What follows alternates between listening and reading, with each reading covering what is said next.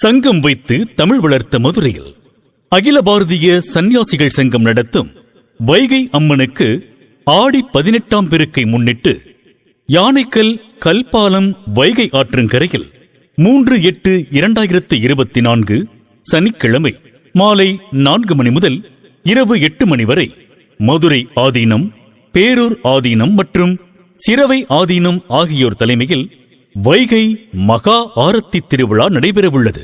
இந்த விழாவில் ஆன்மீக சொந்தங்கள் அனைவரையும் கலந்து கொள்ள அன்புடன் அழைக்கிறார் நிகழ்ச்சி ஏற்பாட்டாளர் அடியேன் ஆண்டாள் பாஸ்கர் அவர்கள். அனைவரும் வாருங்கள், வைகையை ஆராதிப்போம். ஆன்மீகம் மற்றும் அரசியல் செய்திக்காக VHP நியூஸ் சேனல் லைக் பண்ணுங்க, ஷேர் பண்ணுங்க. தலைமையிலே தென்னிந்திய பாரதிய கட்சி ஆர்ப்பாட்டம். கொள்ளையடிக்காது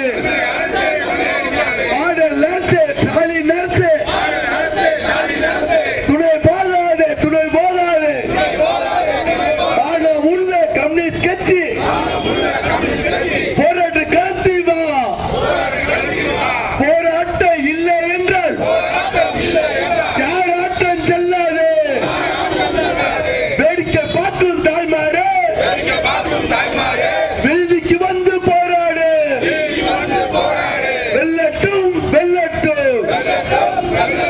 தென்னிந்திய பார்வை கட்சி கொள்கை வெல்லட்டும்.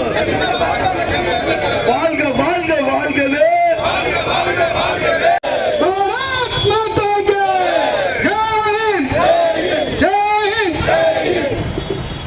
இங்கு எங்களோடு கலந்து கொண்ட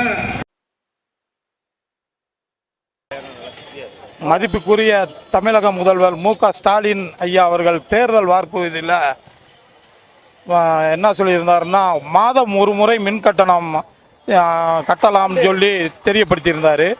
அந்த அறிக்கையை கரெக்டாக நடைமுறைக்கு கொண்டு வந்திருந்தால் இந்த மாதிரி நிலைமையெல்லாம் மக்கள் வீதிக்கு ஆர்ப்பாட்டம் போராட்டம் பண்ணுற நிலைமை வந்திருக்காது.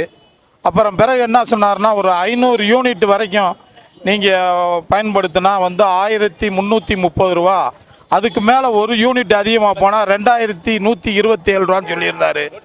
இது சாதாரண அடித்தள மக்களைத்தையும் பாதிக்கும், பெரிய பணக்காரர்கள்லாம் யாரையும் பாதிக்காது. இதில் பாதிக்கப்படுறது பூரா அன்னாட மக்கள் தான் பாதிப்பாங்க. ரெண்டாவது பார்த்தீங்கன்னா, இப்போ திமுக அரசுன்னு சொன்னாவே விடியா திமுக அரசுன்னு தான் சொல்கிறாங்க. அது மாதிரி அவங்க நடந்துக்கிறாங்க. 1 மணி நேரத்துக்கு ஒரு தடவை மின்வெட்டு போகுது.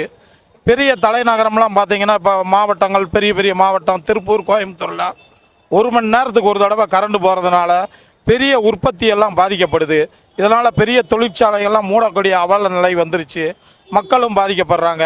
இதனால் நம்ம பக்கத்து அண்டை மாநிலத்திலிருந்து கரண்ட்டு பூரா வாங்கி இங்கே செயல்படுத்துறதுனால இங்கே லோக்கலில் இருக்க ஏகப்பட்ட மின் உற்பத்தி ஆலைகள்லாம் மூடி இருக்குது. அதெல்லாம் முதல்வர் கவனத்துக்கு கொண்டு வரணும். கொண்டு வந்த அந்த ஆலைகள்லாம் புதுப்பிச்சாவே இங்கே தமிழ்நாடு நம்பர் 1 மாநிலமாக ஆகும்.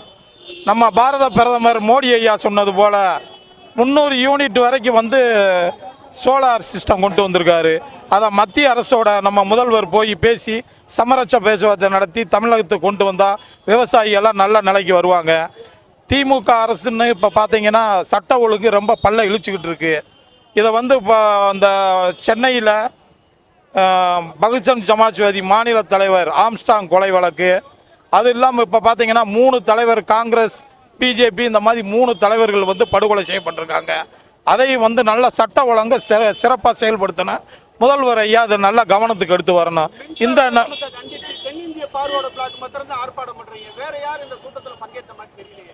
இல்லை, இது சம்பந்தம் இந்து மக்கள் எல்லாத்துக்குமே கொடுத்துருக்கோம். எல்லாமே வந்திருக்காங்க. இந்து மக்கள் கட்சி வந்திருக்காங்க. நல்லா அனைத்து மக்களுமே இதில் நல்லா பொதுமக்கள்லாம் நிறைய பேர் வந்திருக்காங்க. இப்போ பார்த்தீங்கன்னா, இப்போ இங்கே இருக்க ஆளுக மட்டும் பூரா ஒரு 500க்கு மேற்பட்டு இருப்பான். இதை முதல்வர் ஐயா நல்ல நிலைமைக்கு கொண்டு வராட்டி இது எங்கள் தலைவர் KC திருமாறன்ஜி சொன்னது போல் தமிழகம் தழுவிய பெரிய போராட்டமாக இனி ஆர்ப்பாட்டம் போராட்டம் எல்லாம் நடக்கும். இது அவர் முதல்வர் நல்ல கவனத்தை கொண்டு இந்த மின் கட்டணத்தை வாபஸ் வாங்கணும். அது மூலியமாக எங்கள் ஃபார்வர்டு பிளாக் மூலியமாக இந்த போராட்டம் தெரிவிக்கிறோம். நன்றி, வணக்கம். என் பேர் தென்னிந்திய ஃபார்வர்டு பிளாக்கில் மாநில பொதுச் செயலாளராக இருக்கேன். என் பேர் சபரி. இதிலிருந்து நல்ல மாவட்ட நிர்வாகிகள், மாநில செயலாளர், மகளிர் அணி தலைவி எல்லாமே கலந்துருக்கோம். இதை வந்து நல்லபடியாக நடத்தியிருக்கோம். இது மாதிரி இன்னி கரெக்டாக முதல்வர் வந்து கரெக்டாக இதை வந்து எடுத்து திரும்ப பெறணும். இந்த வாபஸ் இது பெற தவறுனா அங்கங்கே தமிழ்நாட்டில் எங்கள் கட்சி சார்பாக நல்ல போராட்டங்கள் வெடிக்கும். அவ்வளோதான். நன்றி, வணக்கம். வணக்கம். VHP நியூஸ் செய்திகள். இத்துடன் VHP நியூஸ் செய்திகள் நிறைவடைந்தது.